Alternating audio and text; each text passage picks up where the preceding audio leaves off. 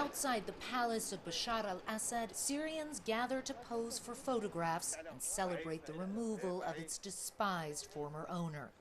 The public is not allowed inside the sprawling compound yet, where the courtyards stretch longer than a city block. This is the driveway into Bashar al-Assad's palace, and you can see how enormous it is. There are still casings all over the ground from rebel celebratory gunfire as they swept in here and took control. At the entrance, an Iranian flag unceremoniously laid out for people to step on. Iran, one of the regime's staunchest allies. Where once foreign dignitaries roamed the halls, now rebel fighters have the run of the place.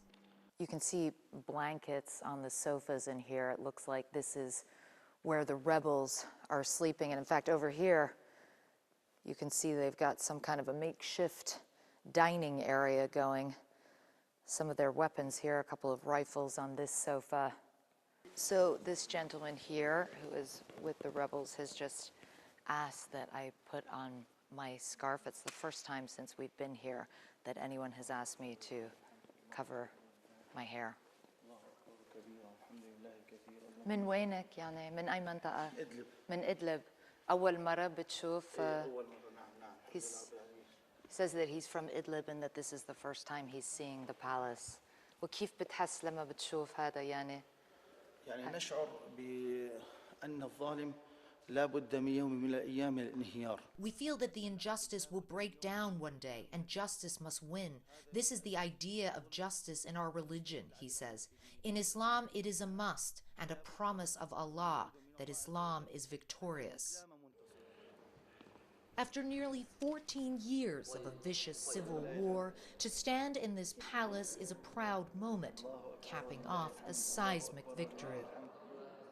So the rebels here want to stress, they tell us, that it was not their group that ransacked this office when they first swept in. You could see actually some of the graffiti here that those first rebels wrote on the window. It says, Allah curse Hafiz's soul, Hafiz al-Assad, being the father of Bashar.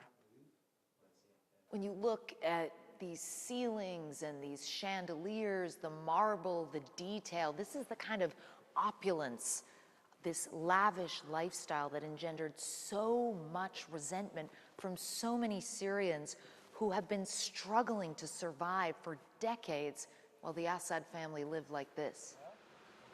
In a warehouse, rows and rows of luxury cars, Ferraris, Lamborghinis, and classic Cadillacs. This was a dynasty that will be remembered not only for its brutality, but its deep corruption. Below the palace in the heart of Damascus, crowds gathered in Umayyad Square. Under Assad's rule, the Syrian people were forced to worship him. Now they finally have the freedom to celebrate his demise.